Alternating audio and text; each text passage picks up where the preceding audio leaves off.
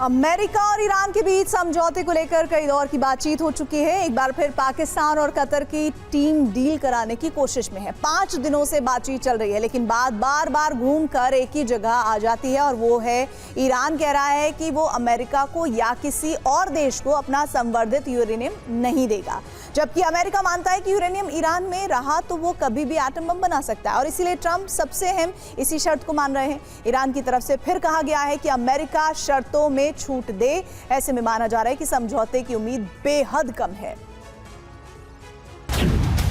वार्ता के लिए पाकिस्तान की टीम 5 दिनों से ईरान में है।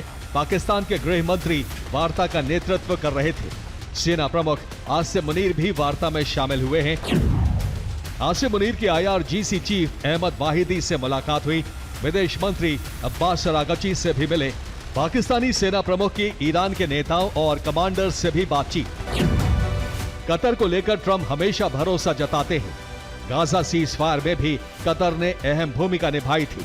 कतर की तरफ से कई और देशों को वार्ता से जोड़ा गया है। नई वार्ता के दौर में चर्चा पुरानी शर्तों पर ही हो रही है। अमेरिका की तरफ से कोई रियायत नहीं दी गई है। यूरेनियम के मुद्दे पर ईरान को मनाने की कोशिश हो रही है। अमेरिका ईरान के बीच समझौते की सबसे अहम शर्त है ईरान से यूरेनियम को शिफ्ट करना और इसी शर्त पर बात फिर अटक गई है। ईरान के सुप्रीम लीडर कह चुके हैं कि ईरान US को यूरेनियम नहीं देगा, लेकिन डील के लिए यह शर्त जरूरी है। अमेरिका यूरेनियम लेने पर अड़ा है और मामले में ईरान को कोई छूट नहीं देना चाहता। समझौते के लिए ईरान शर्तों में ढील देने की मांग कर रहा है। ईरान को मनाने की कोशिश हर तरफ से हो रही है। ट्रंप को जैसे ही एहसास हुआ कि पाकिस्तान नाकाम हो रहा है, ट्रंप कतर को डील कराने की जिम्मेदारी सौंप चुके थे। कतर ने भी कई और देशों से संपर्क किया। कतर ने तुर्की, सऊदी अरब, जॉर्डन से बात की है। अब ये सभी देश ईरान को भरोसे में लेने की कोशिश में हैं। इजराइल को तो जैसे वार्ता पर यकीन ही नहीं है। इजराइल ने अपनी सेना को हाई अलर्ट कर दिया है। इजरायली मीडिया के मुताबिक सरकार को यकीन है कि अगले 2 से 3 दिनों बाद हमले शुरू हो जाएंगे। इजराइल ने वायुसेना को तैयारी का आदेश भी दे दिया है। इजराइल में मौजूद फाइटर जेट्स में हथियार लोड कर दिए गए हैं। आदेश आने के बाद इजरायली वायुसेना ने अपनी तैयारी पूरी कर ली है। इजरायली पायलट्स ने टारगेट नष्ट करने का अभ्यास भी किया है। हवा से दागी जाने वाली मिसाइलों और गाइडेड बमों का टेस्ट किया गया है। रात के अंधेरे में हमले का भी अभ्यास किया जा रहा है। माना जा रहा है कि इजराइल हमले के लिए मौके के इंतजार में है। इजराइल सीज फायर तोड़कर हमला कर सकता है। इजराइल का रुख समझौते के लिए मुश्किलें ला सकता है। इस वक्त एक बड़ी खबर आ रही है। ईरान को अमेरिका पर भरोसा नहीं है। संसद के स्पीकर कालीबाफ का यह बहुत बड़ा स्टेटमेंट। अपने हितों से समझौता नहीं करेगा ईरान, अपनी शर्तों से पीछे नहीं हटेगा ईरान। कालीबाफ ने यह बड़ा स्टेटमेंट दिया है। और इस बीच आपको हम बता दें कि ईरान अमेरिका के बीच समझौते की कोशिशें अब दम तोड़ने लगी हैं। डील होगी इसकी उम्मीद वेंटिलेटर पर है। डर है उस आशंका के सच होने का जिससे पूरी दुनिया में भय है। अमेरिकी राष्ट्रपति डोनाल्ड ट्रंप व्हाइट हाउस में हैं। पेंटागन और व्हाइट हाउस के सभी टॉप अधिकारियों की छुट्टियां रद्द कर दी गई हैं। माना जा रहा है कि डोनाल्ड ट्रंप ईरान जंग का सीक्रेट काउंटडाउन शुरू कर चुके हैं और किसी भी वक्त युद्ध का अगला राउंड शुरू हो सकता है, जो पहले से कहीं ज्यादा विध्वंसक होने वाला है। डोनाल्ड ट्रंप ने अपने सभी आधिकारिक कार्यक्रम रद्द कर दिए हैं। ट्रंप वीकेंड पर होने वाले पारिवारिक कार्यक्रमों में भी हिस्सा नहीं ले रहे हैं। पेंटागन और व्हाइट हाउस के सभी टॉप अधिकारियों की छुट्टियां भी कैंसिल कर दी गई हैं। इस दौरान ट्रंप अधिकारियों के साथ व्हाइट हाउस में रहने वाले हैं। शुक्रवार को ट्रंप ने अपने शीर्ष राष्ट्रीय सुरक्षा सलाहकारों के साथ बैठक की। बैठक में उपराष्ट्रपति जेरी वेंस, रक्षा सचिव पीट हेग्सेथ और CIA निदेशक जॉन रैटक्लिफ शामिल थे। इस मुलाकात के दौरान ईरान पर संभावित हमलों पर विचार किया गया। रिपोर्ट में दावा है कि जल्द बातचीत में सुधार नहीं होता तो ट्रंप हमला कर सकते हैं। डोनाल्ड ट्रंप जूनियर अमेरिकी राष्ट्रपति डोनाल्ड ट्रंप के सबसे बड़े बेटे हैं। 21 मई को उन्होंने बेटिना एंडरसन से कोर्ट में शादी की, जो एक मॉडल और उद्योगपति हैं। इस दौरान सिर्फ कुछ बेहद करीबी लोग ही मौजूद थे। ये जूनियर ट्रंप की दूसरी शादी है। इसका जश्न बहामास में एक प्राइवेट द्वीप पर जारी है, जो 24 मई तक चलेगा। इसमें डोनाल्ड ट्रंप भी शामिल होने वाले थे, लेकिन हुआ क्या? ट्रंप ने अचानक अपने बेटे की शादी के जश्न में शरीक नहीं होने वाला पोस्ट किया और वो व्हाइट हाउस की तरफ निकल गए।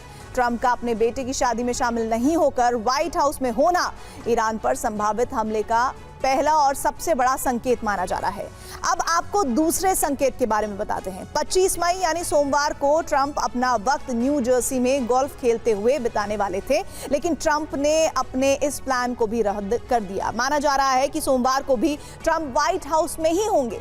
ईरान पर हमला होगा, इसका संकेत लॉन्ग वीकेंड की छुट्टियां रद्द होने पर भी मिल रहा है। 23 और 25 मई को अमेरिका में साप्ताहिक अवकाश है और 25 मई यानी सोमवार को मेमोरियल डे पर अमेरिका में राष्ट्रीय अवकाश है, यानी ये एक लंबा वीकेंड है। लेकिन पेंटागन और व्हाइट हाउस के सभी टॉप अधिकारियों की छुट्टियां रद्द कर दी गई हैं।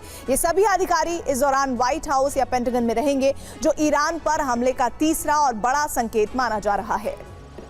रिकॉल रोस्टर सैनिकों को आपातकाल में वापस बुलाने वाली लिस्ट होती है। ऐसा इसलिए किया जाता है ताकि जरूरत पड़ने पर सैनिकों से तुरंत संपर्क किया जा सके या उन्हें वापस बुलाया जा सके। अमेरिकी सेना ने रिकॉल रोस्टर 28 फरवरी को हमले से पहले भी अपडेट किया था।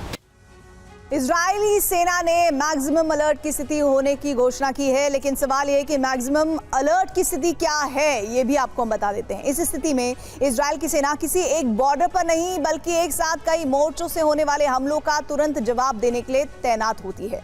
इजरायल का हवाई सुरक्षा तंत्र जैसे आयरन डोम, डेविड स्लिंग्स और एरो 24 घंटे के लिए पूरी तरह सक्रिय कर दिए जाते हैं। रडार 24 घंटे आसमान पर नजर रखते हैं ताकि किसी भी आने वाले मिसाइल या रॉकेट को तुरंत हवा में नष्ट किया जा सके। इजरायल में आम नागरिकों को भी सैन्य ट्रेनिंग मिलती है। मैक्सिमम अलर्ट में इन रिजर्व सैनिकों को स्टैंड बाय पर रखा जाता है। सभी डिवीजन के कमांडर्स की छुट्टियां रद्द कर दी जाती हैं। वो लगातार हालातों का आकलन करते हैं। खुफिया एजेंसियां पल पल की जानकारी सीधे कमांड सेंटर को देती हैं ताकि दुश्मन के हमले से पहले ही प्रीएम्प्टिव स्ट्राइक की योजना बनाई जा सके। सेना के अलर्ट होने के साथ ही देश के गृह मंत्रालय और होम फ्रंट कमांड को सक्रिय कर दिया जाता है। नागरिकों के लिए बंकर और शेल्टर्स की जांच होती है। नागरिकों को सुरक्षित स्थानों के पास रहने की हिदायत दी जाती है।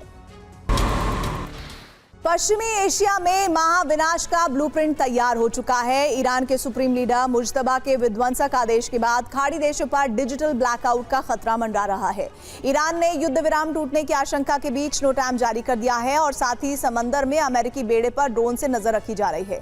ईरान का खौफनाक प्लान है, अगर हमला हुआ तो होर्मुज से लेकर बाब अल मंदेब तक समंदर के नीचे बिछी इंटरनेट केबलों को काट दिया जाएगा। ऐसा हुआ तो पूरे अरब का बैंकिंग सिस्टम, क्लाउड स्टोरेज और हाई स्पीड डेटा एक झटके में तबाह हो जाएगा। पहला संकेत है ईरान ने नोटाम जारी कर दिया है। दूसरा संकेत है ईरान में बैथ सिस्टम सक्रिय हो गया है।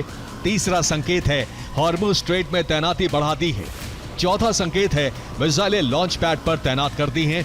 पांचवा संकेत है ईरान ड्रोन से यूएस नेवल बेड़े पर निगरानी रख रहा है। मुश्तबा ने धमकी भी दी है, इस बार युद्ध छिड़ा तो अगला चरण शुरू किया जाएगा। इस बार अरब पर हमलों के साथ साथ बाब अल मंदेब और केबल काट दिए जाएंगे।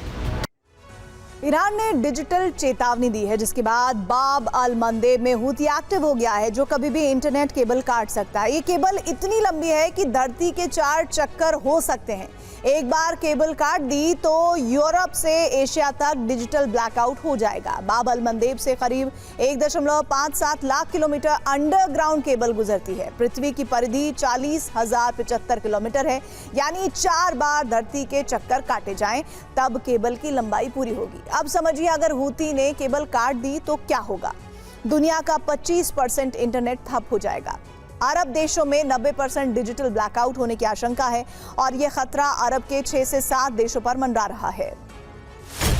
बाब अल मंदेब से 8 मुख्य केबल गुजरती हैं, जिसमें से सबसे लंबी केबल इस तरह है।